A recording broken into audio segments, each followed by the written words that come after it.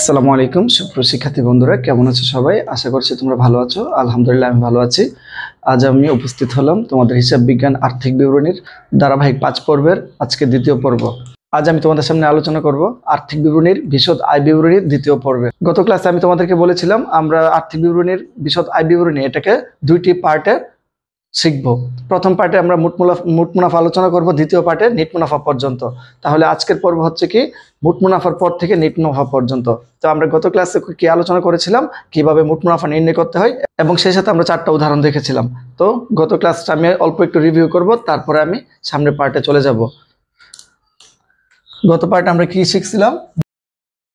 তো নেট বিক্রয় মাইনাস কি বিক্রিত পণ্যের ব্যয়, বেরোতো কি আমাদের মোট মুনাফা। আচ্ছা দেখো তো নেট বিক্রয়টা কি? এটা হচ্ছে কি আমাদের বিক্রয়কে হ্রাস বৃদ্ধি করে এমন উপাদানগুলো যোগ বিয়োগ করার পর যে অবশিষ্ট টাকাটা থাকে বিক্রয়ের, এটি হচ্ছে কি আমাদের নেট বিক্রয়। তাহলে তোমরা পাশে আবার একটু এটা দেখে নাও। এখন আমরা দেখব বিক্রিত পণ্যের ব্যয় কিভাবে নির্ণয় করতে হয়। বিক্রিত পণ্যের ব্যয়, স্যার বিক্রিত পণ্যের ব্যয় নির্ণয়ের সূত্রটা হচ্ছে কি প্রারম্ভিক মজুদ। এটা সূত্র না, এটা একটা ধারাবাহিক, একটা গঠন, একটা সিকোয়েন্স, মানে কার পরে কি আসবে তুমি এটা মনে রাখতে পারলে সহজেই লেনদেনগুলো লিপিবদ্ধ করতে পারবা। তারপর দেখো প্রারম্ভিক মজুদ যোগ নিট ক্রয় যোগ সকল প্রত্যক্ষ খরচ। যখন আমরা 3টা যোগ করছি আমরা পাইছিলাম কি বিক্রয়যোগ্য পণ্যের ব্যয়। এটা থেকে আমরা সমাপনী মজুদ পণ্য বাদ দিচ্ছি, আমাদের বের হয়েছিল কি না, আমাদের এটা বের হয়েছে কি বিক্রিত পণ্যের ব্যয়। এটা তো আমি মূলত বের করছি কি বিক্রিত পণ্যের ব্যয়টা, তাই না? আচ্ছা তারপর দেখো এই বিক্রিত পণ্যের ব্যয়ের এটা হচ্ছে কি আমাদের স্ট্রাকচারটা, তাই না? এখন আজকের পর্বে আমরা কি দেখব? আজকের পর্বে আমরা মোট মুনাফার পর থেকে কাজটা করব, ঠিক আছে? তোমরা অলরেডি অতটুকু দেখে ফেলেছো, তাই না? প্রত্যেকটা টপিক আমি একদম বিস্তারিতভাবে 55 মিনিটের ভিডিওতে 4টা উদাহরণ সহ এক কথা বারবার রিপিট করে তোমাদেরকে বুঝাইছিলাম। উদাহরণ মনে হয় 4-5 ধরনের উদাহরণ দিচ্ছি। আসলে যদি আমি উদাহরণগুলো না দিতাম আমার সর্বোচ্চ 5 মিনিট, আর ভিডিও অঙ্ক সলভের জন্য ধরো তোমার 25 মিনিট, আধা ঘন্টার মধ্যে পুরোটা পাঠ শেষ হইতো।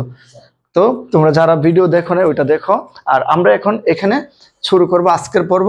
আজকের পর্বে আমরা কি যেন বের করব স্যার? নেট মুনাফা পর্যন্ত, অর্থাৎ আমার বিশদ আয় বিবরণী সম্পূর্ণ সমাপ্ত করব। এর জন্য আমরা কোন সিকোয়েন্স অনুসরণ করব? সিকোয়েন্স হচ্ছে কি মোট মুনাফা থেকে আমরা বাদ দিয়ে দিব কি স্যার পরিচালন খরচ।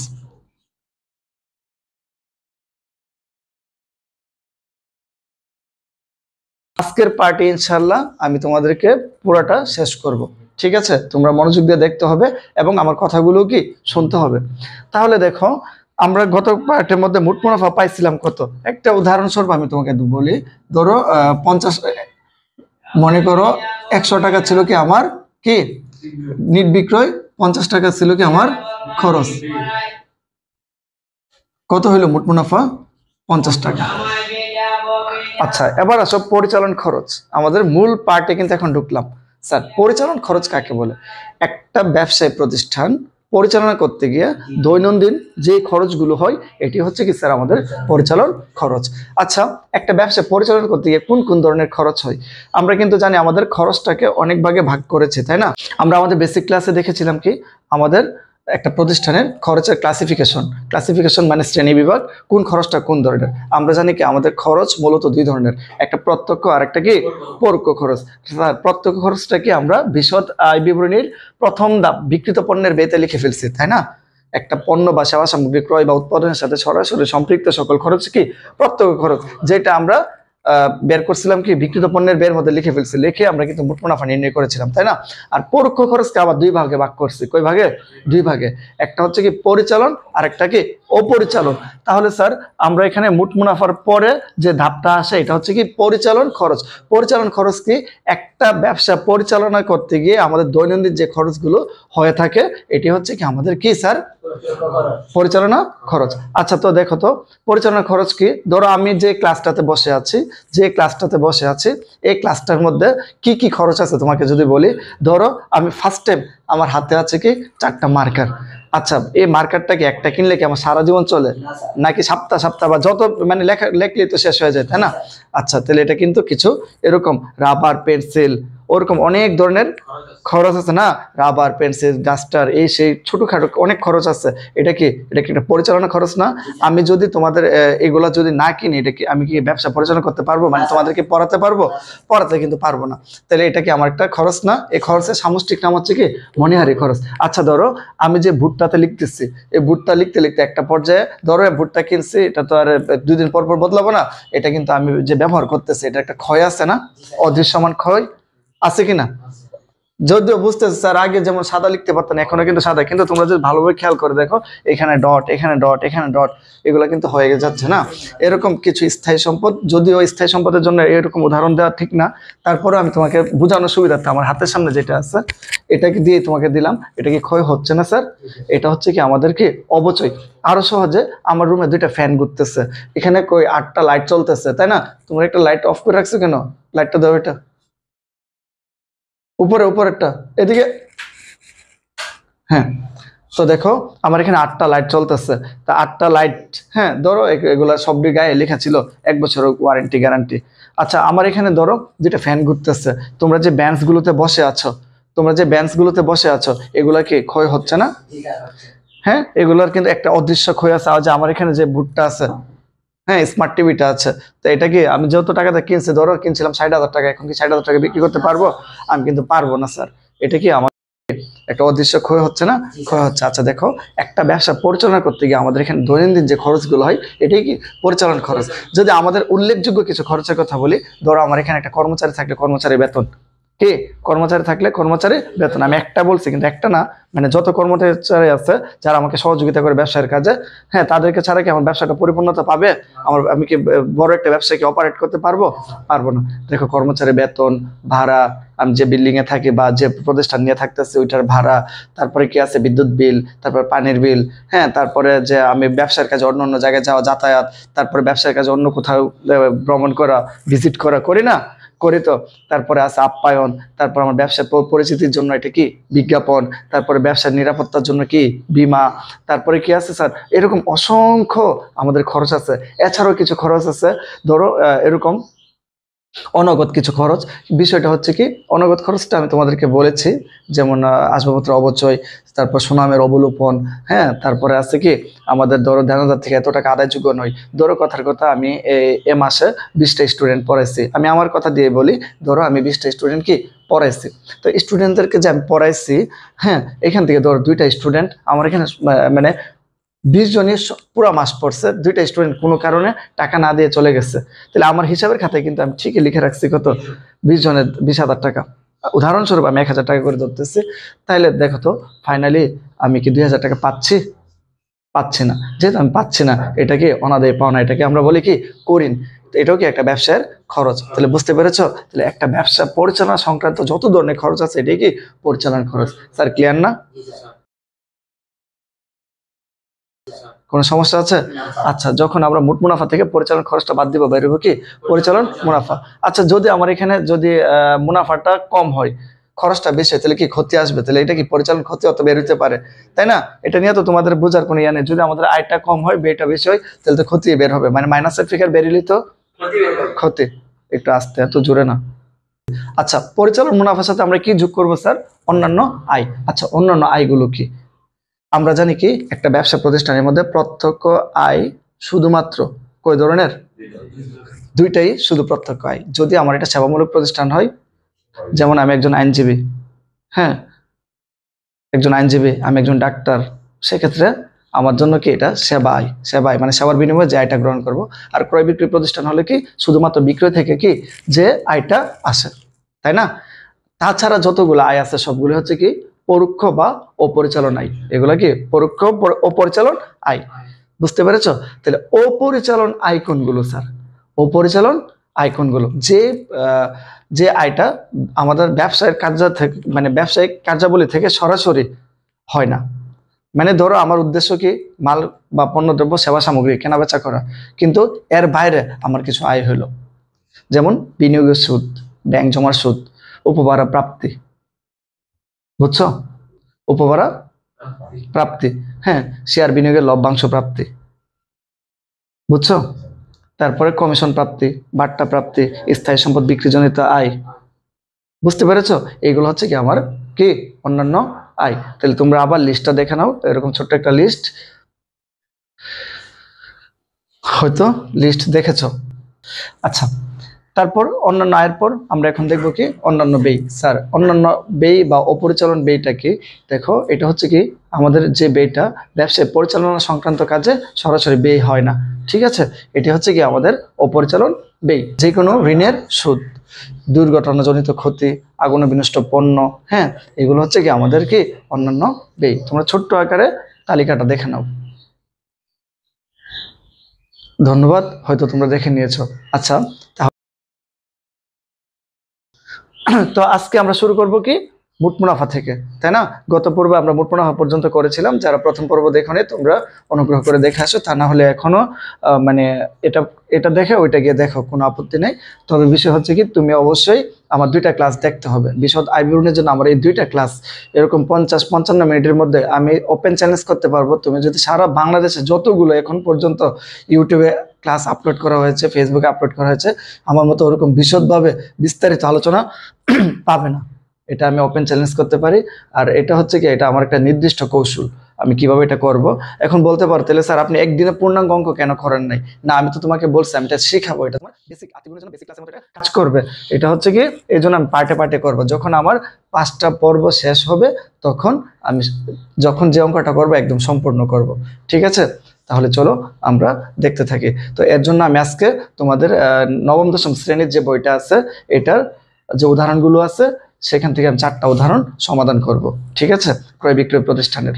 এখন যারা ইন্টারমিডিয়েটে আছো তারা বলবে তাহলে আমাদের বই থেকে না, এ কি? আমি তোমাদেরকে কি বললাম, দশম শ্রেণী এবং একাদশ দ্বাদশ শ্রেণীর বিশদ আয় বিবরণী একদম সম্পূর্ণ সেম, এটা নিয়ে কোনো টেনশন করার বিষয় নেই, ঠিক আছে? আর ডিপলি বোঝার জন্য আমি তো এখন যেগুলো দেখাবো বইয়ের মধ্যে একদম খুব সাধারণভাবে দেওয়া।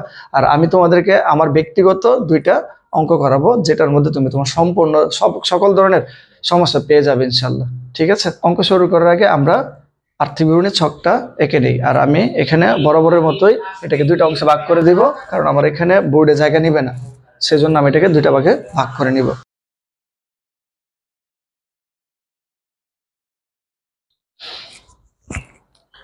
ধন্যবাদ তোমাদেরকে।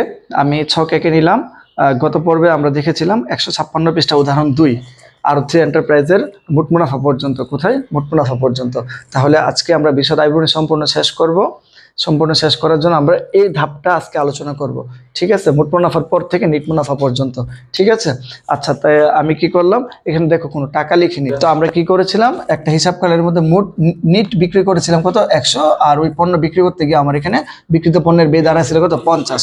যখন আমরা বিক্রয় থেকে বিক্রিত পণ্যের ব্যয় বাদ দিচ্ছি আমাদের বের হয়েছে কি মোট মুনাফা। তো মোট মুনাফা থেকে আমরা যখন পরিচালন ব্যয়, তো পরিচালন ব্যয়টাকে তোমরা জানো অলরেডি, একটা ব্যবসা পরিচালনা করতে দৈনন্দিন যে খরচগুলো হয় এটা হচ্ছে কি আমাদের ব্যবসার পরিচালন খরচ। যখন আমরা এই পরিচালন খরচটা বাদ দিব, ধরো আমার এখানে সারা বছর একটা হিসাবকালের মধ্যে আমার পরিচালন খরচের পরিমাণ দাঁড়িয়েছিল এক্সাম্পল 15 টাকা। কত? 15 টাকা। যখন আমি 15 টাকা বাদ দিব, আমার যে টাকাটা থাকবে 50 মোট মুনাফা থেকে পরিচালন খরচটা বাদ দিলে আমাদের বের হবে কি পরিচালন মুনাফা। কত টাকা বের হলো স্যার? 35 টাকা।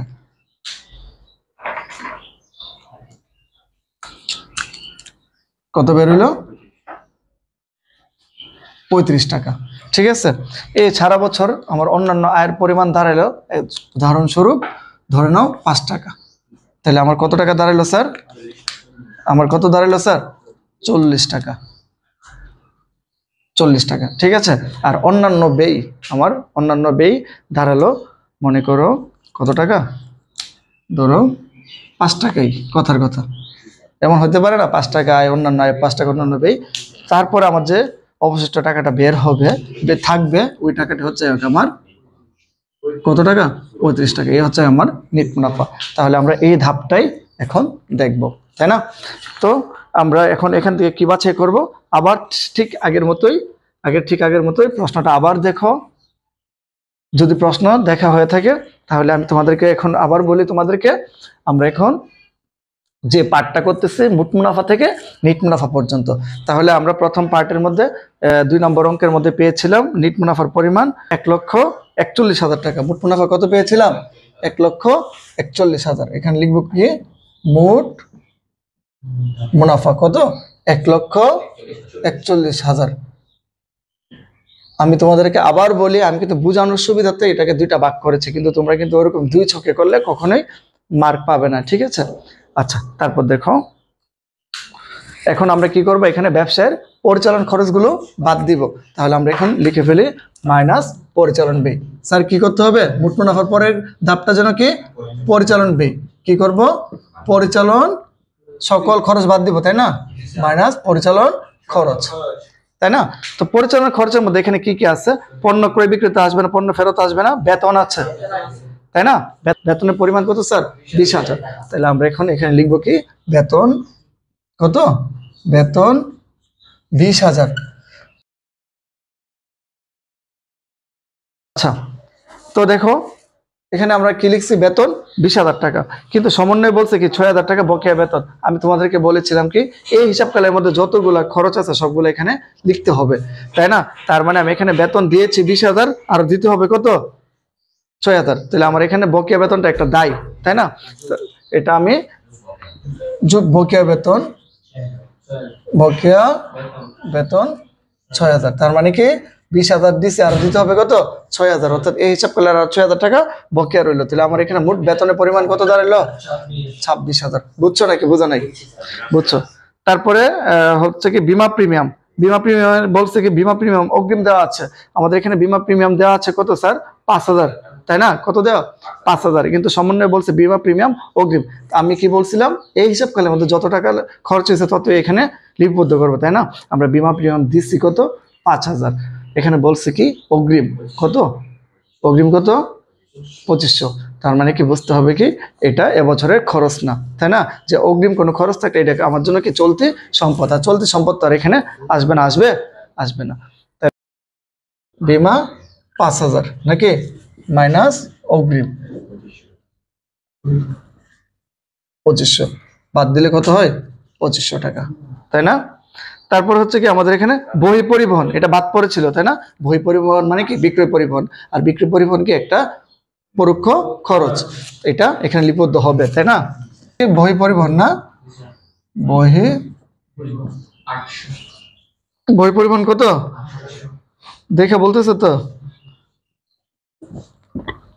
তারপর বিজ্ঞাপন খরচ। স্যার বিজ্ঞাপন খরচ কি একটা খরচ, একটা ব্যবসা পরিচালনা করতে গিয়ে এই খরচটা করতে হয় আমাদের প্রচারের জন্য, তাই না? তাহলে বিজ্ঞাপন, বিজ্ঞাপন কত স্যার? 2,500। আর কি আছে স্যার? বিজ্ঞাপন খরচ ব্যাংক জমা। ব্যাংক জমা সম্পদ এখানে আসবে না। মূলধন আসবে না, আসবে না। দেনাদার আসবে না, পাওনাদার আসবে না, একটু দাঁড়াও। তারপরে জমি যন্ত্রপাতি আসবে না। ভূমি 10% ঋণ। এখানে বলছে কি পুঞ্জীভূত অবচয়, কুঋণ সঞ্চিতি, কিন্তু এখানে কুঋণ আছে? নাই। আছে না, এখানে নাই। এবার আমরা সমন্বয়টা পড়ে নিই। সমন্বয় বলছে সমাপনী মজুত পণ্য, এটা আমরা প্রত্যক্ষ খরচের মধ্যে লিখে ফেলছিলাম না? প্রত্যক্ষ খরচের সমাপনী অবিকৃত পণ্য হিসাবে দেখাইছিলাম না? দেখাইছিলাম। তা যন্ত্রপাতির উপর অবচয়, এই যে স্থায়ী সম্পত্তি ব্যবহার যন্ত্র, তাহলে আমরা লিখবো কি অবচয়। অবচয় যন্ত্রপাতির অবচয় না? অবচয়। আমাদের দেখো প্রশ্নের কত টাকা দেওয়া? যন্ত্রপাতির পরিমাণ 2,80,000। কত হাজার টাকা দেয়? 2,80,000। কি করবো স্যার? 2,80,000, 2,80,000 টাকার উপর 10% কাটবো, তাহলে কত হয়? 28,000। কত হয়? 28,000। এটা কিন্তু একটা পরিচালন খরচ, তাই না? তারপর বলছে কি নিচে বলছে বেতন লিখে ফেলছি, বীমা প্রিমিয়াম এটাও লিখে ফেলছি। তারপর এখানে আছে কি সম্ভাব্য কুঋণ ধরতে হবে 10%। স্যার কুঋণ কি মনে আছে? দেনাদারের যত টাকা আদায়যোগ্য নয়। তাহলে আমাদের এখানে দেনাদারের পরিমাণ কত আছে প্রশ্নপত্রে? এই যে তোমরা যদি দেখো এখানে কত দেওয়া আছে? 7,000। এই 7,000 টাকা থেকে আমরা পাবো না কত? 10%, তাই না? তাহলে আমরা এখানে লিখবো কি কুঋণ। কুঋণ কত টাকা স্যার? 10%। 7,000 টাকা 10% কত? 700। কিন্তু আমাদের এখানে প্রশ্নে ইয়ার মধ্যে নাম যেন কি, হ্যাঁ আমাদের রেয়ামিলে দেওয়া আছে কি কুঋণ সঞ্চিতি 500 টাকা। কুঋণ সঞ্চিতি হচ্ছে কি তার ব্যাকআপ ফান্ড। মনে করো কথার কথা তুমি পিকনিকে যাবা, হ্যাঁ পিকনিকে তোমাদের স্কুলে বাজেট দিল 1,000 টাকা, হ্যাঁ তুমি 1,000 টাকা পরিবার থেকে আনছো। আচ্ছা এটা দিয়ে কি তোমার হয়ে যাবে?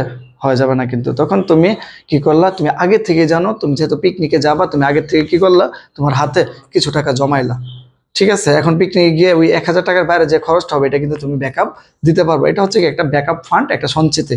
ঠিক আছে, কুরিনের জন্য মানে কুরিনের এগেনস্টে এটা প্রস্তুত করা হয় যেন কুরিন হইলে এটা থেকে কি ব্যাকআপ দেওয়া যায়। মানে যেন ধরো তোমার এখানে 2000 টাকা পাবা না, হ্যাঁ, তুমি আগে থেকে কি 1000 টাকা জমায় রাখলা, এটাতে ব্যাকআপ দিয়ে দিলা। বুঝতে পেরেছো?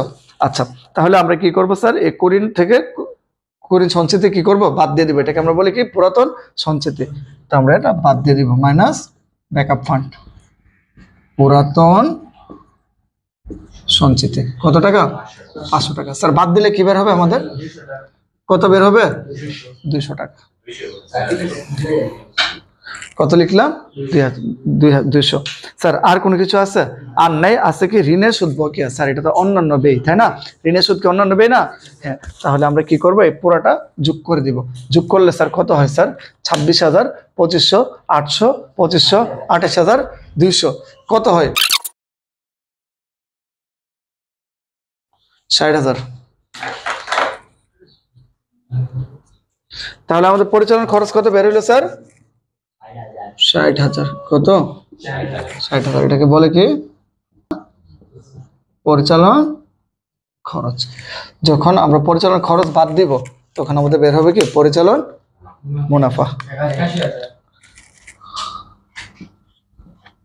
পরিচালন মুনাফা কত আছে স্যার? 81, তাই না? আচ্ছা, এটার সাথে পরের ধাপ কি? অন্য নাই। অন্য নাই তো আমরা পাই নাই, পাইছি? বিনিয়োগের সুদ, ব্যাংক জমার সুদ, স্থায়ী সম্পত্তি বিক্রিজনিত লভ্যাংশ, কমিশন প্রাপ্তি, বাট্টা প্রাপ্তি পাইছি? নাই। যেহেতু পাই নাই তাহলে এটা লেখার দরকার নাই। অন্যান্য ব্যয় আছে, ঋণ, তাই না? ঋণের সুদ। তাহলে আমরা বাদ দিয়ে দিব কি স্যার? মাইনাস অন্যান্য ব্যয়। অন্যান্য ব্যয়, অন্যান্য ব্যয় তো একটাই, তাই না? ঋণের সুদ বলছে কি 20 সালে প্রদেয়। তাহলে এটা দেখে লাভ নাই, আমরা এক বছর হিসাব করতেছি 2017, 31শে ডিসেম্বর। তাহলে আমরা এখন কি করব, 1 লাখ টাকার উপর 10% সুদ কাটবো। তাহলে আমাদের বকেয়া ঋণের সুদ, বকেয়া ঋণের সুদ কত টাকা স্যার? 10,000। ডাইরেক্ট লিখে ফেললাম, ডাইরেক্ট লিখে ফেললাম। ঠিক আছে, 71,000 টাকা। কত? 71,000 টাকা। স্যার এই হচ্ছে কি আমাদের নেট মুনাফা, নেট মুনাফা। তোমরা কি বুঝতে পেরেছো? প্রতিষ্ঠানের নাম লিখবো, বিশদ আয় বিবরণী, পরে তারিখটা লিখে দিব, তাই না? তো আমি এটা লিখতেছি না, ঠিক আছে? তো আমরা আজকে শুরু করব কোথায় থেকে? এই অংশ থেকে। তাহলে আমরা মোট মুনাফা কত পাইছিলাম গত ক্লাসে? দেখো তো মোট মুনাফা কত পাইছি? মোট মুনাফা আমরা 1 নম্বর অঙ্কে এটাকে সমাধান করেছিলাম, 68,000 টাকা পেয়েছে। ঠিক আছে, আর তোমাদের বইতে তো আছেই, দেখে নিতে পারো। কত হাজার টাকা স্যার? 68,000 টাকা। অনুগ্রহ করে তোমরা কোনো কথা বলো না, একটু মনোযোগ দিয়ে ক্লাসটা দেখো, তোমাদের শেষ হয়ে যাবে। আমাদের পরে কাজ যেন কি? মাইনাস পরিচালন ব্যয়। আমাদের কি করতে হবে এখন? কি করতে হবে? পরিচালন ব্যয় বাদ দিতে হবে। তাহলে আমরা কি করব স্যার? মাইনাস পরিচালন ব্যয়। স্যার পরিচালন ব্যয়, তাহলে স্যার আমরা এখন কি করব? পরিচালন ব্যয়গুলো লিখবো, তাই না? হ্যাঁ, তাহলে আমরা সর্বপ্রথম শুরু করতেছি, উপর থেকে শুরু করতেছি না? আচ্ছা, আমরা প্রারম্ভিক মজুত লিখবো না, ক্রয় লিখবো না, বিক্রি লিখবো না, ডক চার্জ লিখবো না, আন্তঃপরিবহন লিখবো না, বই পরিবহন। বই পরিবহনটা কি স্যার? বিক্রয় পরিবহন। এটা কি একটা পরিচালন খরচ, তাই না? বই পরিবহনের তো সমন্বয়ে কিছু বলে নাই না? আচ্ছা, তাহলে আমাদের ডাইরেক্ট লিখে ফেলবো না? বই পরিবহন কত হাজার টাকা? 8,000 টাকা। ভেরি গুড, তোমরা সহযোগিতা করলে খুব তাড়াতাড়ি হবে। তারপরে কমিশন প্রাপ্ত, এটা কোথায় লিখবো? অন্যান্য আইতে। তারপর বেতন, বেতন 24,000। স্যার এখানে বলছে কি বকেয়া না অগ্রিম? বেতন অগ্রিম পরিশোধ করছে 4,000। আচ্ছা, আরেকটু আসতে বলতে হবে। অগ্রিম কত পরিশোধ করছে? 4,000 টাকা। আচ্ছা, কি করতে হবে? অগ্রিমটাকে আমরা রাখবো। অগ্রিম যে কোনো খরচ আমাদের জন্য কি সম্পদ, কিন্তু সম্পদ কি এখানে লিপিবদ্ধ হবে স্যার? এখানে লিপিবদ্ধ হবে না, এই জন্য অগ্রিমের টাকাটা বাদ দিয়ে দিব। তাহলে আমরা এখানে লিখবো কি? বেতন। বেতনের পরিমাণ কত স্যার? 24,000 টাকা। তার মানে বেতন দিয়েছি 24,000, যে 24,000 দিলাম এর মধ্যে 4,000 টাকা অগ্রিম দিয়ে রাখছি অন্য হিসাবকালের, সেজন্য এটা বাদ যাবে, তাই না? এটা আমাদের জন্য অগ্রিমটা হচ্ছে কি চলতি সম্পদ, না? অগ্রিম বেতন কত? 4,000। কত? 20,000। তাহলে এবছরের বেতনের পরিমাণ 20,000, বেতন খরচের পরিমাণ। তারপরে বিজ্ঞাপন, স্যার বিজ্ঞাপন কত? 10,000 টাকা, তাই না? বিজ্ঞাপন তো সমন্বয়ে কিছু বলিনি, তাহলে বিজ্ঞাপন একটা পরিচালন খরচ, এই জন্য আমরা লিখতেছি। তারপর কি আছে তোমরা বলো, বিজ্ঞাপন কত স্যার? 10,000 স্যার। তারপরে কি আছে?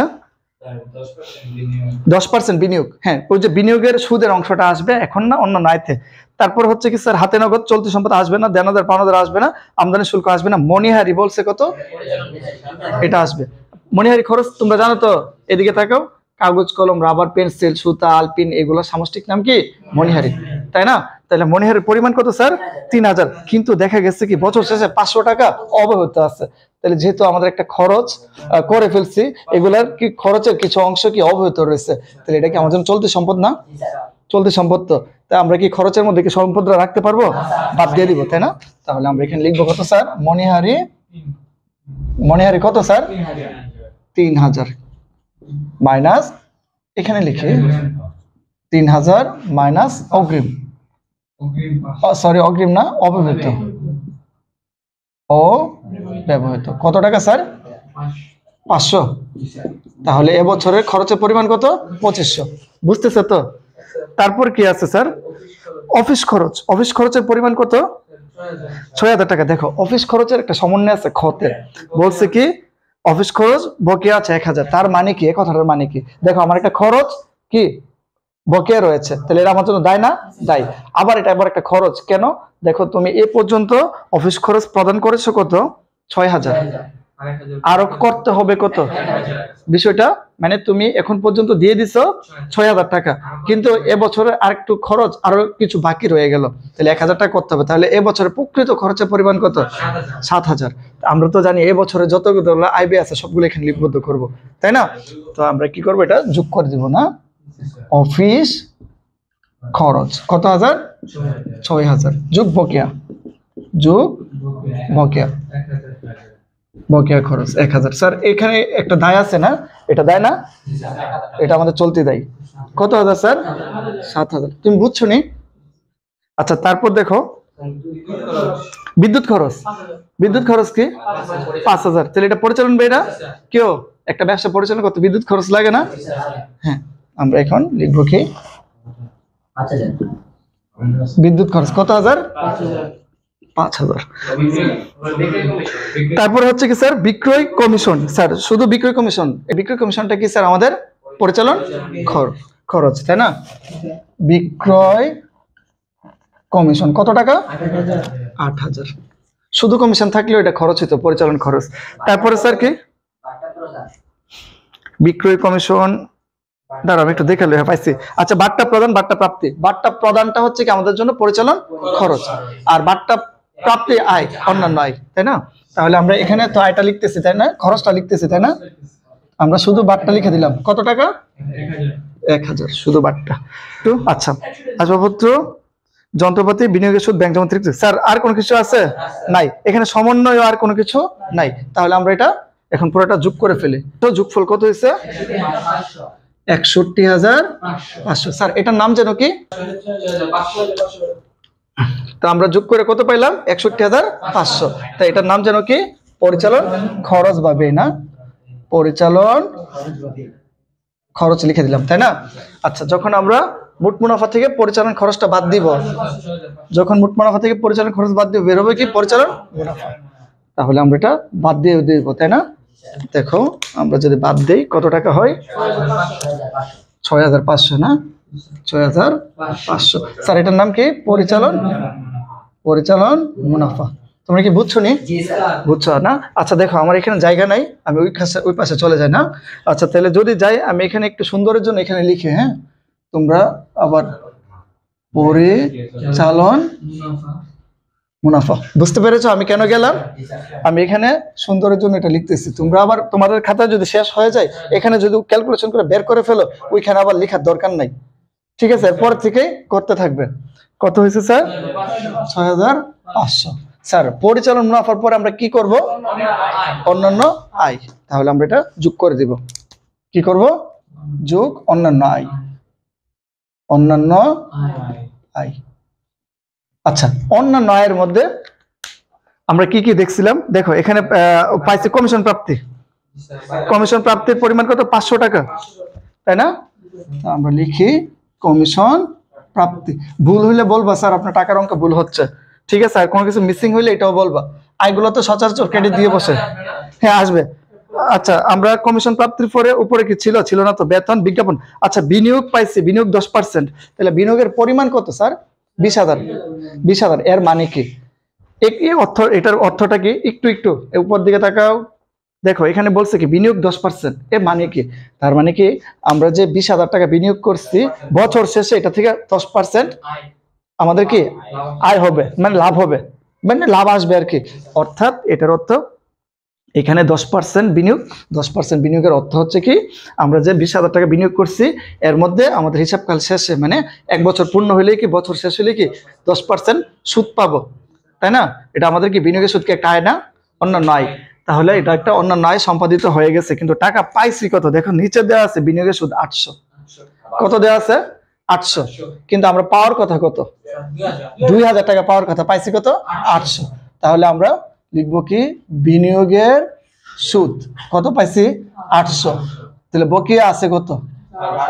বকেয়া বিনিয়োগের সুদ কত? 1200। মানে এই হিসাবকালের মধ্যে যত আসা তত আমরা লিখে দিব। তাহলে মোট কত হাজার? 2,000। স্যার বুঝছিনি? আচ্ছা, তারপরে হচ্ছে কি আমাদের এখানে হাতে নগদ, দেনাদার, আমদানি শুল্ক,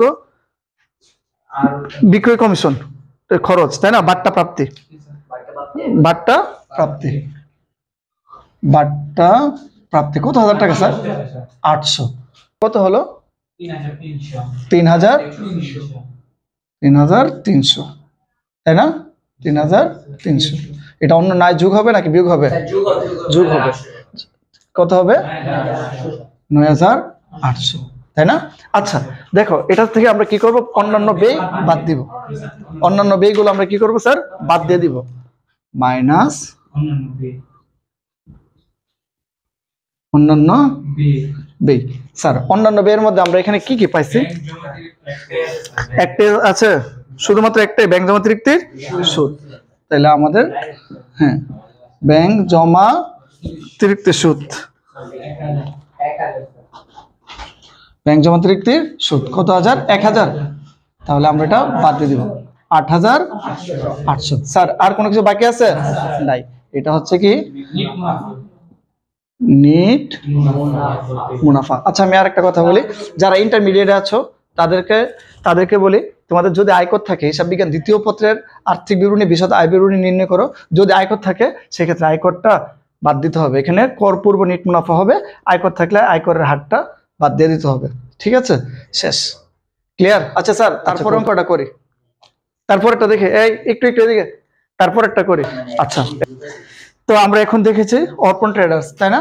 অর্পণ ট্রেডার্স 3 নম্বর অঙ্কের মোট মুনাফা থেকে নেট মুনাফা পর্যন্ত আমরা সমাধান করেছি, তাই না? এ পর্যায়ে আমরা দেখব তোমাদের উদাহরণ 4।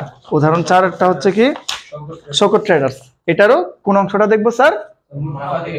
নেট মুনাফা। ক্লিয়ার? তাহলে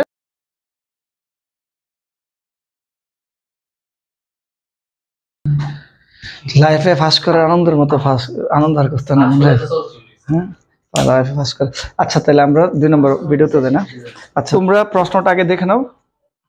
হ্যাঁ 162 পৃষ্ঠা, উদাহরণ 4।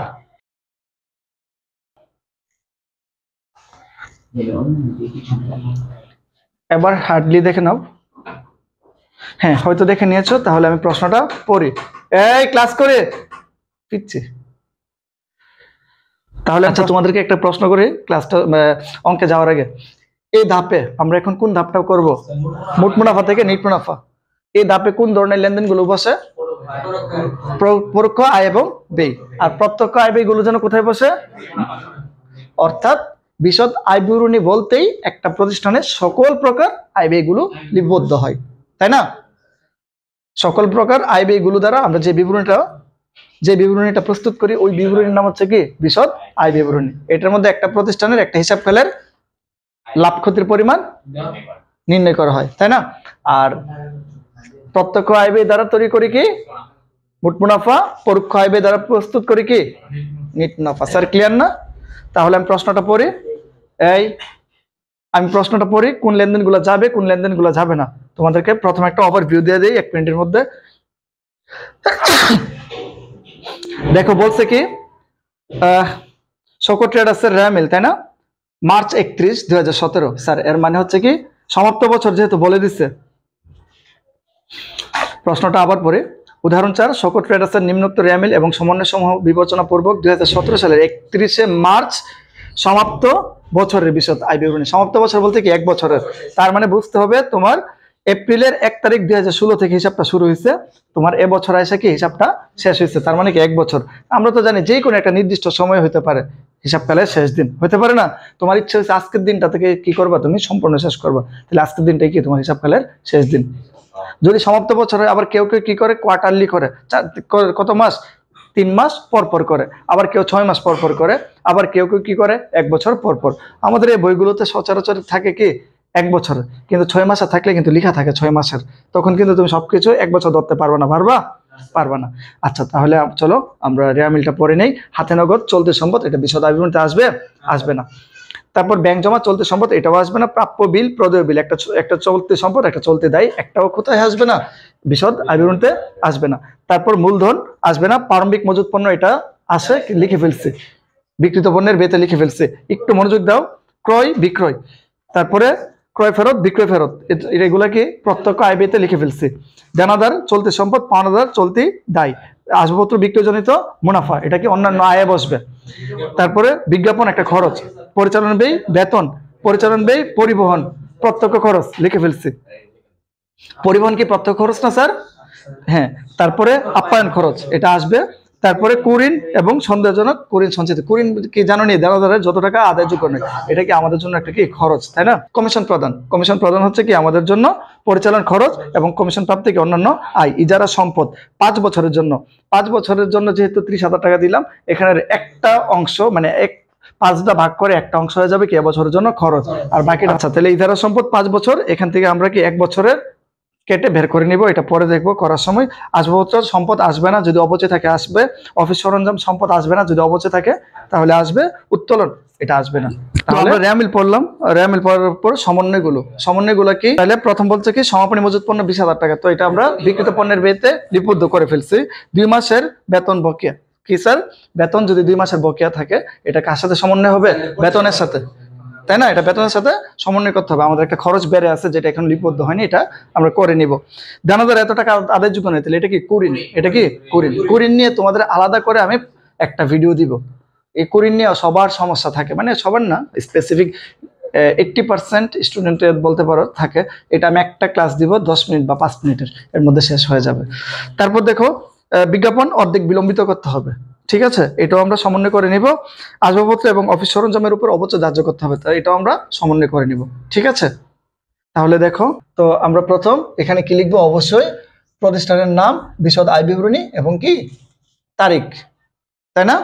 তাহলে আমরা এখন এখান থেকে শুরু করি। প্রথম লিখবো কি বিবরণ, টাকা টাকা টাকা।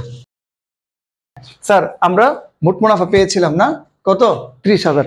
মোট মুনাফা থেকে আমাদের কাজ কি, আমাদের কি করতে হবে, পরিচালন খরচটা বাদ দিতে হবে। তাহলে মাইনাস পরিচালন খরচ। স্যার কোনো কথা হবে না, তাহলে পরিচালন খরচের মধ্যে আমরা দেখি উপর থেকে নিচের দিকে যাই।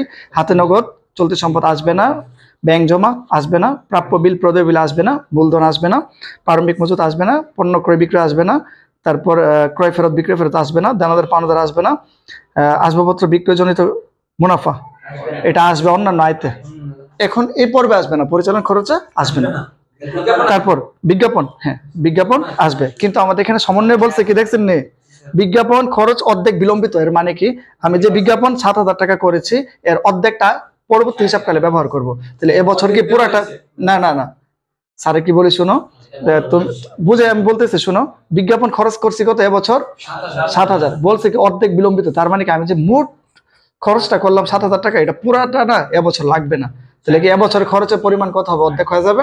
এখন বুঝতে পারছো, ওই অংশটা হচ্ছে কি বিলম্বিত, এটা হচ্ছে আমাদের বয়া সম্পদ, এটা কি আমাদের বয়া সম্পদ, ঠিক আছে। ওই অংশটা কি বয়া সম্পদ, যে কোনো সম্পদ এখানে আসবে না, আসবে না। তাহলে আমরা বিজ্ঞাপন করছি কত স্যার? বিজ্ঞাপন টোটাল খরচ করছি 7,000 মাইনাস বিলম্বিত বিজ্ঞাপন, বিলম্বিত বিজ্ঞাপন, তাই না? বিজ্ঞাপন, তাহলে এটা যদি আমি 7,000-কে সহজে 2টা ভাগ করে দিলাম, তো আমি কি করলাম, বিজ্ঞাপন ভাগ করলাম, ভাগ করলে কত হয় স্যার? 3,500। বুঝছো না? তারপরে বলছে কি বেতন, বেতন 10,000, বলছে কি 2 মাসের বেতন বকেয়া আছে। আচ্ছা এই জিনিসটা একটু দেখো, এটা তোমাদের বুঝতে হবে। তা আমরা বেতন দিলাম কত স্যার? বেতন কত দিলাম? 10,000। তোমরা রেসপন্স করো, এই মনোযোগ চলে গেছে কিন্তু। বেতন কত দিছি স্যার আমরা?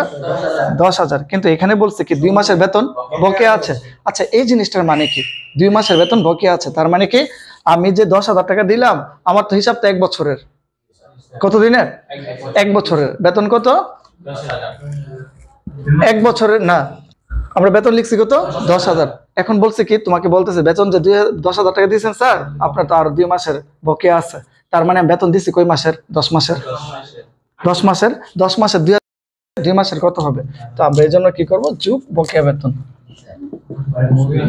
যোগ বকেয়া বেতন। স্যার আমরা এটা কি করব? এই 10,000 টাকাকে কি করব? 10 দ্বারা ভাগ করে দিব, 2 দ্বারা গুণ করে দিব। তাহলে কত হাজার টাকা হয়? 2,000 টাকা হয় কি আমাদের বকেয়া বেতন। তার মানে আমরা 10,000 দিচ্ছি আর 2,000 দিতে হবে। তাহলে টোটাল এবছর বেতন খরচের পরিমাণ 12,000। বুঝতে পেরেছো স্যার? তারপরে স্যার আর কথা নাই, এগুলা তোমরা নাম নিও না কারোর। তারপর পরিবহন কি আসবে? আসবে না, এখানে আসবে কারণ এটা প্রত্যক্ষ খরচে লিখে ফেলছি। আপ্যায়ন খরচ স্যার, হ্যাঁ আপ্যায়ন কত? আপ্যায়ন কত? 2,000 স্যার। তারপরে হচ্ছে কি আপ্যায়ন খরচ লিখে ফেলছি। কুরিন ও সন্দেহজনক দেনা সঞ্চিতি, এখানে শুধু আমাদের ক্রেডিট পাশে দেওয়া আছে সেই জন্য আমরা ধরে নিচ্ছি এখানে এটা কি কুরিন সঞ্চিতি, ঠিক আছে? যদি ডেবিট পাশে থাকতো তাহলে খরচ হিসাবে লিখতাম, যেহেতু দেওয়া নাই তাহলে লিখতেছি না। তারপর বলছে কি কমিশন প্রদান, স্যার এটা কি আমাদের পরিচালন খরচ। কমিশন প্রদান স্যার কি? কমিশন প্রদান কত হাজার টাকা স্যার? কত? 300। থাক থাক আমরা আগে এটা দেখি। তারপরে ইজারা সম্পদ 5 বছর। আচ্ছা তা আমাদের এখানে ইজারা সম্পত্তির অবলোপন আছে, বাদ দিয়ে দিতে হবে তাই না? আমাদের এখানে ইজারা সম্পদ কি একটা হ্যাঁ দেখো ইজারা সম্পদ কি আমাদের একটা স্থায়ী সম্পদ, যেহেতু বলছে 5 বছরের জন্য, তাহলে আমরা কি করবো? এটাকে 5 দ্বারা ভাগ করে একটা অংশ রাখবো, বাকিটাকে ঠিক আছে ইজারা সম্পত্তির অবলোপন। তাহলে আমি ডাইরেক্ট লিখে ফেলি ইজারা সম্পত্তির অবলোপন, নাকি? এই 30,000কে আমি কি করব? 5 দ্বারা ভাগ করবো, তাহলে কত হয়? 5 6 30। তাহলে 1 বছরের খরচ কত? 6,000।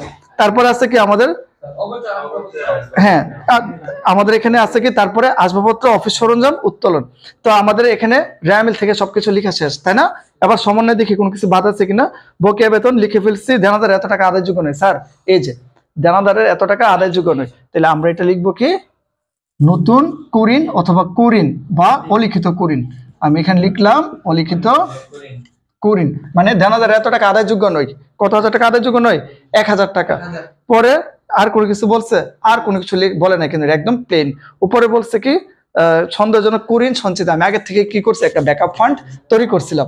সবসময় আমরা কি করি? নতুন কুরিন থেকে পুরাতনটা কি করি? বাদ দিই। তাহলে আমাদের কুরিন কত পাইছি? সমন্বয়ে 1,000। আর আমাদের পুরাতন কুরিন কত ছিল? পুরাতন কুরিন সঞ্চিতি কত? 1,500। আমি এই টপিকটার উপর আলাদা করে তোমাদের একটা ভিডিও দিব। তাহলে কত? মাইনাসের 500। মাইনাসের 500 মানে কি? এটা একটা আয়। আচ্ছা তারপর আমাদের আর কি আছে? অফিস সরঞ্জামের উপর অবচয়। অফিস সরঞ্জামের উপর কত? অবচয় 5%। অফিস সরঞ্জাম এবং আসবাবপত্র, তাহলে আমি ডাইরেক্ট লিখে ফেলি একটা শিরোনাম দিয়া অবচয়, তাই না? অফিস সরঞ্জাম এবং কি আসবাবপত্র। বলা তো টাকার পরিমাণ কত? অফিস সরঞ্জামের উপর একটু স্যার বলি, এখানে বলছে কি অফিস সরঞ্জামের উপর এবং আসবাবপত্রের উপর কি 5% করে। তাহলে আসবাবপত্রের পরিমাণ 4,000, 4,000 টাকার 5% কত? 200 টাকা। এটা কিভাবে বের করে? তোমরা তো জানোই 4,000 থেকে একটা শূন্য কাটটা দিলাম, ওইলে কত? 400। আর 400 না, আর এটার অর্ধেক 10% মানেই তো কি একটা শূন্য কাটা। তাহলে স্যার কত হইলো আমাদের? আসবাবপত্রের অবচয়ের পরিমাণ কত? 200। আর ওইটা 250 না, তাহলে কত হলো? 450। স্যার তাহলে আমাদের সকল প্রকার পরিচালন খরচ লেখা শেষ না স্যার? শেষ হয়েছে না? আচ্ছা স্যার এটা যদি আমরা যোগ করি আমাদের কি বের হবে? যোগ করলে তো পরিচালন খরচটা বের হবে তাই না? আমরা এখানে লিখে দিই সুতরাং পরিচালন খরচ। আচ্ছা একটু আগে যোগ করো না, এটা কত হয়েছে? যোগ করছো? আচ্ছা, তাহলে আমরা যোগফল পাইছি কত? 23,750 না 450? তাহলে আমরা এখন লিখলাম কত? 23,750। ঠিক আছে, তাহলে আমরা এখানে যেহেতু জায়গা নাই স্যার, জায়গা নাই যেহেতু আমি ওইখানে লিখলাম, তাই না? 23,750। যখন আমরা এটাকে মাইনাস করে দিব, কি করব? আমরা কি করি? মোট মুনাফা থেকে পরিচালন খরচ বাদ দিলে কি বের হয়? পরিচালন মুনাফা। তাহলে স্যার আমরা পরিচালন খরচটা বাদ দিলে কি বের হবে স্যার? পরিচালন মুনাফা। কত টাকা স্যার? 6,250। স্যার এটার সাথে কি করব? অন্যান্য আয় যোগ করব। কি করব? অন্যান্য আয়গুলো যোগ করে দিব না? যোগ অন্যান্য আয়। স্যার অন্যান্য আয় আসেনি নাকি নাই? থাক, তুমি অত কনফিডেন্টলি বলার দরকার নাই। আসবাবপত্র বিক্রয়জনিত মুনাফা, তুমি ডাইরেক্ট আসবাবপত্র বলে দিচ্ছ। আসবাবপত্র তো সম্ভব। আচ্ছা যাক, ভালো হচ্ছে, ভুল না, বিনোদন একটু দিল আর কি ইচ্ছা করে। তাহলে স্যার কত আমাদের? আসবাবপত্র মানে স্থায়ী সম্পত্তি বিক্রয়জনিত মুনাফা তো কি? হ্যাঁ, তাহলে আমরা লিখবো কি? আসবাবপত্র বিক্রয় জনিত মুনাফা। কত হাজার টাকা স্যার? 1,000। তাহলে আমরা একটা আয় পাইছি। আর আয় আছে কিনা? বিজ্ঞাপন, বেতন, আপ্যায়ন খরচ, কমিশন প্রাপ্তি। কমিশন প্রাপ্তি, কমিশন কত হাজার টাকা স্যার? কত? 500। আর আছে? তাহলে কমিশন প্রাপ্তি আর নাই। তাহলে এটা 1500 টাকা কি করলাম? যোগ করে দিলাম। 7,750। স্যার কি করবো আমরা? এটা থেকে বাদ দিয়ে দিব কি? অন্যান্য ব্যয়। অন্যান্য ব্যয়টা বাদ দিব, মাইনাস অন্যান্য ব্যয়।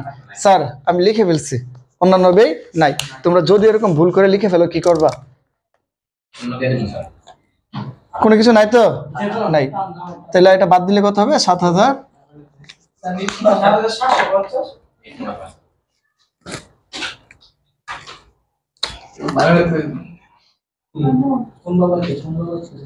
$7,750 নেট মুনাফা। নেট মুনাফা। তাহলে স্যার আমাদের শেষ না? এই পর্যায়ে আমরা আর্থিক বিবরণী 165 পৃষ্ঠা উদাহরণ 5 দেখব। তো আমরা প্রথম ক্লাসের মধ্যে দেখেছিলাম কি? মোট মুনাফা পর্যন্ত। এখন আমরা দেখব কি? মোট মুনাফা থেকে নেট মুনাফা পর্যন্ত। আমরা জানি কি? বিশদ আয় বিবরণীতে সকল প্রকার আয় ব্যয়গুলোই বসে। বিশদ আয় বিবরণীতে স্যার কি বসে? সকল প্রকার আয় ব্যয়গুলো বসে, তাই না? তাহলে দেখো, এই আয় ব্যয়গুলোকে আমরা আবার কি করেছিলাম? দুইটা ভাগে ভাগ করেছিলাম, প্রত্যক্ষ আয় এবং প্রত্যক্ষ আয় ব্যয় এবং কি পরোক্ষ আয় ব্যয়। আমরা জানি কি? মোট মুনাফা নির্ণয়ের জন্য সকল প্রকার প্রত্যক্ষ আয় ব্যয়গুলো লিপিবদ্ধ করে থাকি, তাই না? এবং নেট মুনাফার জন্য কি করে? সকল প্রকার পরোক্ষ আয় ব্যয়গুলো লিপিবদ্ধ করে। তো তোমরা প্রথম ক্লাসে দেখেছিলে আমরা মোট মুনাফা পর্যন্ত সমাধান করেছি। এখন আমরা কি করব? মোট মুনাফা থেকে নেট মুনাফা পর্যন্ত সমাধান করব। তাহলে তোমরা দেখতে থাকো।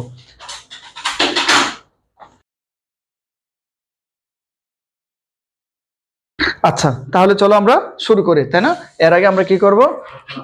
আমরা বিবরণ টাকা টাকা টাকা লিখে ফেললাম না ছকের মধ্যে। আচ্ছা, উপরে যেন আমরা কি লিখবো স্যার? উপরে লিখবো প্রতিষ্ঠানের নাম, তারপরে লিখবো বিশদ আয় বিবরণী, তারিখ, তাই না? তারপরে আমরা ছকের মধ্যে লেনদেনগুলো পোস্টিং দিব। আচ্ছা, তাহলে আমরা প্রথম ভিডিওতে বা আগের পর্বে আমরা মোট মুনাফা কত পেয়েছিলাম? 72,000। তাহলে আমরা এখানে লিখলাম মোট মুনাফা কত হাজার টাকা স্যার? 72,300। তাহলে আমরা কি করবো? এটা থেকে মাইনাস পরিচালন ব্যয়। একটু মনোযোগ দাও সবাই। মাইনাস পরিচালন ব্যয় কি করব? পরিচালন ব্যয়। স্যার পরিচালন ব্যয় লিখবো না?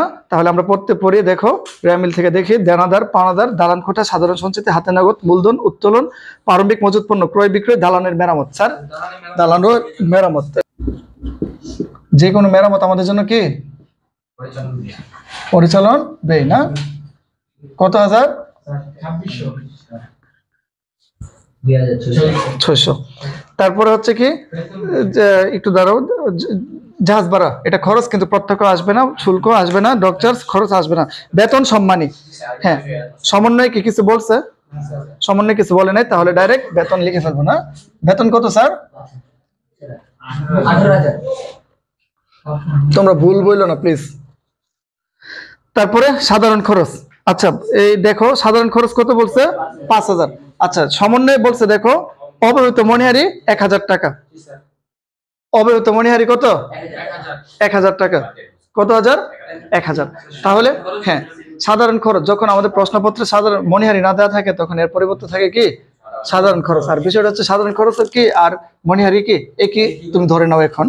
তাহলে আমরা কি করব, আমরা সাধারণ খরচ কত করছি, সাধারণ খরচ 5,000। দেখো এখানে বলছি কি অব্যবহৃত মণিহারি আছে, তাহলে কি তুমি কি এবছর খরচ করে ফেলছো কাগজ কলম রাবার পেন্সিল এগুলো মিলে 5,000 টাকা, কিন্তু বছর শেষে দেখলে কি তোমার কাছে 1,000 টাকা রয়ে গেল, তাহলে এটা তোমার জন্য কি চলতি সম্পদ না? এই জন্য আমরা সম্পদের অংশটা বাদ দিয়ে দিব না, বাদ কি অব্যবহৃত মণিহারি, অব্যবহৃত মণিহারি, তাই না? কত হাজার টাকা স্যার 1,000, কত 4,000 টাকা। আচ্ছা স্যার তারপরে কি আছে, আচ্ছা বীমা প্রিমিয়াম, বীমা প্রিমিয়াম কত 1,500, তাই না? বীমা প্রিমিয়াম সমন্বয় কি বলছে,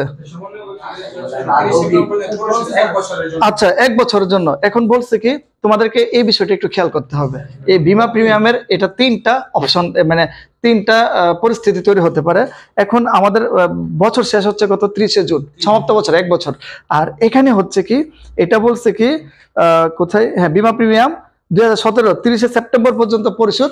তার মানে কি আমাদের জুন মাসে শেষ, জুন জুলাই আগস্ট সেপ্টেম্বর, মানে জুনে তো শেষ, তাহলে জুলাই আগস্ট সেপ্টেম্বর, তাই না? 3 মাসকে আমরা এখানে কি অগ্রিম দেওয়া, কারণ সে আবার বলেও দিছে এটা ওইখানে যখন আসবে তখন 1 বছর মেয়াদ শেষ হবে। তাহলে এখানে কয় মাসের অগ্রিম দেওয়া আছে, 3 মাসের অগ্রিম দেওয়া। কেন 3 মাসের অগ্রিম দেওয়া, আমার এটা আমার অঙ্ক শেষ হচ্ছে কি 30শে জুন 2017, কিন্তু এটার বীমাটা 1 বছর মেয়াদ হবে কখন শেষ হইলে, কোন মাসে, না এটা শেষ হবে কি সেপ্টেম্বর মাসে, সেপ্টেম্বর মাসে 1 বছর বীমার মেয়াদ শেষ হবে। অর্থাৎ আমার যখন ব্যবসাটা শুরু হয়েছে এর 3 মাস যাওয়ার পর থেকে তার বীমাটা শুরু হয়েছিল, তাই না? তো হ্যাঁ তাহলে এখানে বীমা কয় মাসের হবে, বীমা হবে এখানে কয় মাসের, আমরা পাইছি কয় মাস, 3 মাস, আমরা পাইছি টোটাল 9 মাস। তাহলে আমি তোমাকে ছোট্ট একটা উদাহরণ দিয়ে দেখাই, এটা হচ্ছে 2017, জানুয়ারি ফেব্রুয়ারি মার্চ এপ্রিল মে জুন জুলাই আগস্ট সেপ্টেম্বর অক্টোবর নভেম্বর ডিসেম্বর, তাই না? আমাদের তো জানুয়ারি ফেব্রুয়ারি মার্চ এপ্রিল মে জুন, এই জুনে আমাদের হিসাব ক্লোজ 17। আর এটা যদি তুমি জানুয়ারি ধরে ডিসেম্বর যাও, December November October September August নাকি জুলাই, তাহলে আমাদের হিসাবটা শুরু হয়েছে কি জুলাই থেকে, জুলাই আগস্ট সেপ্টেম্বর অক্টোবর নভেম্বর ডিসেম্বর জানুয়ারি ফেব্রুয়ারি মার্চ এপ্রিল মে জুন, শেষ। এই হচ্ছে আমাদের কি 12 মাস, এই হচ্ছে কি আমাদের হিসাব কালটা, তাই না? এটা কি হিসাব কাল। এখন আমাদের প্রশ্নে বলছে কি আমাদের এখানে বীমা দেওয়া আছে টোটাল কত 1,500 টাকা, 1,500 টাকা, কিন্তু এই বীমার মেয়াদ শেষ হবে কি সেপ্টেম্বর পর্যন্ত। তাহলে সেপ্টেম্বর ধরো কোথায় আছে, জুলাই আগস্ট সেপ্টেম্বর, এখানে এসে শেষ হচ্ছে। তার মানে তাহলে 1 বছর যদি শেষ হয় তাহলে 1 2 3 4 5 6, তাহলে আমরা এভাবে গুনে আসলে তাহলে এটা শুরু হয়েছে এখান থেকে না, এখান থেকে শুরু হয়েছে না? তাহলে আমাদের বীমা কয় মাসের, 9 মাসের। এই অংশটা অগ্রিম না, তাহলে অগ্রিমটা কি রাখতে পারবো, বাদ দিয়ে দিব। এখন বুঝছো নি? তাহলে আমরা এখন এখানে লিখবো কি স্যার, বীমা কত 1,500 মাইনাস অগ্রিম, অগ্রিম। তাহলে 1,500 কে ভাগ করে দিব কত দ্বারা, 12 দ্বারা, গুণ দিয়ে দিব কি 3 দ্বারা। এই দেখো 1 2 3, এই 3 মাস হচ্ছে কি অগ্রিম। তাহলে কত হবে 375, 375 বাদ দিলে কত হয় 1,125। স্যার বুঝছে? এখন বুঝছেন এটা? আচ্ছা এই বীমা নিয়ে যে 3টা পরিস্থিতি হয় এটাও কুরিনের সাথে আমি বুঝাই দিব আর সম্পূর্ণভাবে বিস্তারিত ভাবে। আচ্ছা স্যার তারপরে আমাদের বীমা চলে গেল, লিগ্যাল চার্জ, লিগ্যাল চার্জের পরিমাণ কত 3,000 টাকা, লিগ্যাল চার্জ কত 3,000। স্যার লিগ্যাল চার্জের পরে বিজ্ঞাপন, বিজ্ঞাপন একটা খরচ না, সমন্বয় কিছু বলছে বিজ্ঞাপনের কথা, হ্যাঁ ভালোভাবে দেখো। লিগ্যাল চার্জের পরে হচ্ছে কি বিজ্ঞাপন না, বিজ্ঞাপন কত স্যার 5,000, 5,000 ভুল বললো না কিন্তু, হ্যাঁ। তারপরে হ্যাঁ লিগ্যাল চার্জের পরে হচ্ছে কি বিজ্ঞাপন, বিবিধ ক্ষতি অন্যান্য খরচ আসবে, এখানে আসবে না, ব্যাংকের অতিরিক্ত শুধু অন্যান্য খরচ আসবে না, প্রাপ্তবার্তা ভ্রমণ খরচ, পরিচালন ব্যয় না, ভ্রমণ খরচ কত টাকা? 3000 ভ্রমণ খরচ কত স্যার? 3000 স্যার। তারপরে আমাদের এখানে সবগুলো লেখা শেষ। এখন আমরা চলে যাব কি সমন্বয়ে। আমরা কি কুরিন টুরিন কিছু পাইছি?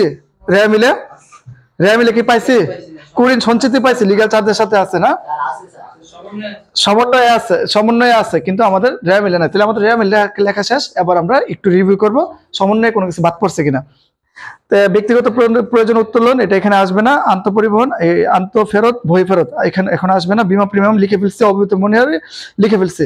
হ্যাঁ, দেনাদারের 2000 টাকা অবলোপন করো এবং অবশিষ্ট 10% কুরিন সঞ্চিতি ধার্য করতে হবে। স্যার এই বিষয়টা তোমাকে বুঝতে হবে, তোমরা এটা একটু মনোযোগ দিয়ে দেখো। আমি যদিও বলছি আলাদা ক্লাস দিব, তারপরে তোমাকে এটা এখন বুঝতে হবে। বলছে কি দেনাদারের কত টাকা আদায়যোগ্য নয়? 2000 টাকা। বুঝছো? দেনাদার কত টাকা আদায়যোগ্য নয়? 2000 টাকা। তাহলে এটা আমাদেরকে একটা পরিচালন খরচ না? আমি এখানে লিখি অনাদায়ী পাওনা বা কুরিন বা নতুন কুরিন। আমি লিখলাম কি নতুন কুরিন, সংক্ষেপে লেখার জন্য। অনাদায়ী পাওনা হচ্ছে কি না, অনাদায়ী পাওনা মানে হচ্ছে কি কুরিন। আর নতুন কেন লিখছি? এটা নিচে তো রেয়া মিলে সমন্বয়ে যা থাকে সবগুলোই কি নতুন। আচ্ছা, তাহলে আমাদের এখানে নতুন কুরিনের পরিমাণ কত হাজার টাকা আদায়যোগ্য নয়? 2000 টাকা। এখন বলছে কি যে অবশিষ্ট যত টাকা আছে তার উপর আবার 10% কুরিন সঞ্চিতি ধার্য করতে হবে। এটা গুরুত্বপূর্ণ একটা পার্ট।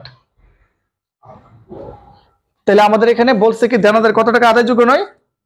কত হাজার টাকা আদায়যোগ্য নয়? 2000 টাকা। সমন্বয় উহাতে দেখো দেনাদার 2000 টাকা অবলোপন করো, এটা হচ্ছে কি অনাদায়ী পাওনা। এটা নতুন অনাদায়ী পাওনা। আমি এখানে লিখলাম কি নতুন কুরিন। নতুন কুরিন আর নতুন অনাদায়ী পাওনা একই কথা। তাহলে আমি কত টাকা লিখলাম স্যার? 2000 টাকা। বলছি কি অবশিষ্ট যে দেনাদার আছে তার উপর আবার কত পার্সেন্ট ধরতে হবে? 10%। তাহলে আমি তোমাদেরকে বুঝিয়ে বলি। মনে করো আমি এবছর তোমার সারা বছর যে প্রাইভেট পড়াইলাম এর মধ্যে 50,000 টাকা বাকি হয়েছে। কত হাজার টাকা বাকি হয়েছে? তাহলে আমি কাগজে কলমে লিখে ফেলছি আমার দেনাদারের পরিমাণ কত? 50,000। ঠিক আছে? তো হ্যাঁ, সারা বছরে মানে সারা বছর যে যত টাকা পাইছি না, কত টাকা হইলো স্যার? 50। কিন্তু আমি যখন হিসাবটা শেষ করে ফেলছি, আমার কাগজ লেখা শেষ, এই মুহূর্তে আমার ধরো তো এখান থেকে ও এসে বলতেছে স্যার আপনি দুইটা স্টুডেন্ট এত স্যার পাগল হয়ে গেছে বর্তমানে পাগলা করে আছে। আচ্ছা কত? আচ্ছা যাক, আমি সহজে বলছি, হ্যাঁ তো কইতাম মরে গেছে, বলার দরকার নাই। এখন কি হইলো? কইলো কি দুইটা ছাত্রের কাছে পাগল হয়ে গেছে। আচ্ছা এর কাছ থেকে আমি 2000 টাকা পাবো না। তাহলে আমার দেনাদার বাড়লো নাকি কমলো? কমলো একটু। তাহলে আমার কাছে কত হইলো স্যার? 48,000 টাকা। 48 মানে বলতেছে কি 2000 টাকা পাইতেন না বাদ। এখন আরেকটা প্রিডিক্ট হইতেছে, মনে করে এখান থেকে হেই কইতেছে স্যার গেছে কত এখান থেকে 50 থেকে গেছে কত 2 জান যেটা আছে এটার উপর আপনি 5% পাইতেন না। তাহলে অবশিষ্ট যেটা আছে এটার উপর কত পাইতাম না? 5%। আচ্ছা তাহলে অবশিষ্ট কত আছে? 48,000। এই 48,000 উপর ধরে নিব এটাও আমার খরচ। এখন বুঝছো নি? এখন বুঝছো নি? নতুন কুরিন সঞ্চিতি। এখন বলছে কি অবশিষ্ট যে টাকাটা আছে তার উপর 10% কুরিন সঞ্চিতি ধার্য করতে হবে। তাহলে আমার মোট কত আছিল দেখো তো দেনাদারের পরিমাণ। আমাদের এখানে দেনাদার কত পেলাম? 20,000। একদম উপরে কত পেলাম? 20,000। পাবো না কত আছে? কত? 18,000। 18,000 তাই না? তো এবার দেখো এখানে আরেকটা কথা বলছে, আমরা মাল ফেরত দিয়েছিলাম আন্তঃফেরত 4,000। তাহলে আমার কি দেনাদার কি কমছে নাকি বাড়ছে? কমছে। যেহেতু সে মাল ফেরত দিয়ে দিচ্ছে সে কি আমাকে টাকা দিবে না। তাহলে আমার আর কত আছে বলো তো? 14,000। কত? 14,000। তাহলে আমার অবশিষ্ট দেনাদারের পরিমাণ কত? 14,000। এই 14,000 টাকার উপর 10% আবার পাবো না। তাহলে লিখবো কি যোগ নতুন কুরিন সঞ্চিতি 10% না? কত? 1400। তাহলে মোট আমার অনাদায়ী পাওনার পরিমাণ কত হইলো স্যার? 3400। কত? 3400। দেখো আমি আগে থেকে একটা ব্যাকআপ ফান্ড তৈরি করছিলাম। কুরিন সঞ্চিতি 2500 টাকা। আমি আগে থেকেই একটা ধারণা করে কি করছিলাম, একটা ব্যাকআপ ফান্ড তৈরি করছিলাম। কত? কুরিন সঞ্চিতি তাই না? মাইনাস আমি আগে থেকে কি করছিলাম, একটা কুরিন সঞ্চিতি তৈরি করছিলাম। তো এটা কি করবো আমরা? এটা ব্যাকআপ দিব তাই না? এটার সাথে সমন্বয় করে দিব। তাহলে আমরা কুরিন থেকে কুরিন সঞ্চিতিটা কি করব? পুরাতন কুরিন সঞ্চিতি কি করব? বাদ দিব। মানে রেয়া মিলে যেটা থাকবে এটা পুরাতন কুরিন সঞ্চিতি। কত টাকা স্যার? 2500 টাকা। তাহলে আমাদের কত হলো? কুরিনের পরিমাণ 900 টাকা। ক্লিয়ার? জি স্যার। আচ্ছা, আর কোনো কিছু বাদ আছে? আর নাই। তাহলে একটু যোগ করে দেখো তো, সবটা যোগ করো, পুরোটা যোগ করো। সুতরাং পরিচালন ব্যয়, তাই না? পরিচালন ব্যয় কত বের হলো স্যার আমাদের? 34,125। এই যে স্যার। তাহলে পরিচালন ব্যয় কত বের হলো? 38,125। স্যার আমরা কি করব? মোট মুনাফা থেকে পরিচালন ব্যয়টা বাদ দিলে আমাদের কি বের হবে? পরিচালন মুনাফা বের হবে না? আমরা লিখবো কি? পরিচালন মুনাফা, তাই না? মুনাফা। তাহলে পরিচালন মুনাফা কত বের হলো স্যার আমাদের? আবার বলো। 34,175। ঠিক আছে, যোগ করে দেবো কি অন্যান্য আয়? স্যার আসেনি না? নাই, কয়েক কোটি আছে এটা না? যোগ অন্যান্য আয়, একটু অন্যান্য আয়, অন্যান্য আয়। স্যার অন্যান্য আয়ের মধ্যে আমরা কি করব? সবগুলো অন্যান্য আয় লিখে দিব, তাই না? এখানে কি কি আছে উপর থেকে যদি দেখে যাই, আমরা প্রথম পাইতেছি কি? প্রাপ্ত বাট্টা। 4,000। প্রাপ্ত বাট্টা কত হাজার স্যার? 4,000। সমন্বয়তে কিছু বলে নাই? বলছে? বলে নাই। তারপরে এখানে বলছে কি? বাড়ি ভাড়া, প্রাপ্ত বাড়ি ভাড়া 11,000 নাকি? দেখো সমন্বয়ে আর একটা কথা বলছে, প্রাপ্ত বাড়ি ভাড়া কত? 11,000। কত? 11,000। স্যার এখানে একটা কথা বলছে, দেখেন, বলছে কি 1 মাসের বাড়ি ভাড়া অনাদায়ী। তার মানে কি? আমি 1 মাসে বাড়ি ভাড়া আদায় করতে পারছি না, তাহলে আমার কি এবছরে আয়টা বাড়বে নাকি কমবে? এখন বাড়বে। আমি এখন আদায় করতে পারছি না। ধরো একটা কথার কথা, আমি 12 জনকে পড়াইছি, 12,000 টাকা আদায় করতে পারছি না, 1,000 টাকা রয়ে গেল, একজনের বেতন, তাহলে আমার আয়টা বাড়লো না? এটা যোগ করবো না? হ্যাঁ, এটা কিন্তু আমাদের জন্য চলতি সম্পদ না? বকেয়া বাড়ি ভাড়া, তাই না? তাহলে 1 মাসের, তাহলে তার মানে বুঝতে হবে কি এই টাকাটা কি 11 মাসের, তাই না? 1 মাসের যেহেতু পায় নাই, তাহলে 11 মাসের বাড়ি ভাড়া 11,000 টাকা, তাই না? তাহলে 1 মাসের কত? 1,000। মোট কত? 12,000। স্যার আর কি আছে আমাদের অন্যান্য আয়? দুইটাই 16,000। যোগ করলে কত হয়? টোটাল যোগ করলে 50,175। স্যার মিলছে? এটা থেকে আমরা বাদ দিব কি? অন্যান্য ব্যয়।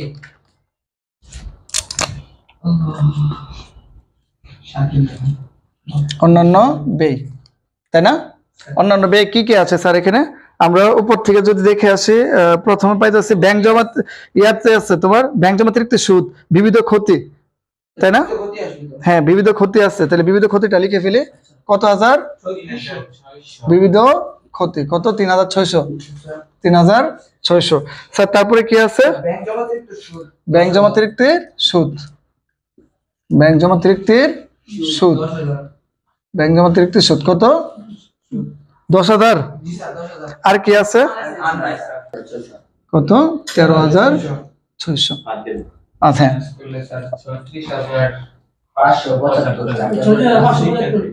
36,575। এ হচ্ছে কি আমাদের নেট মুনাফা। ধন্যবাদ তোমাদের সবাইকে কষ্ট করে দেখার জন্য। এটা বারবার দেখবে এবং পরবর্তী ক্লাসের জন্য অপেক্ষা করবে। এটা এগুলো রেকর্ড ক্লাস, আমি আবারও বলতেছি রেকর্ড ক্লাস, এখানে অনেক ভুল ত্রুটি থাকতেই পারে। ঠিক আছে, তো ভালো থাকো সবাই।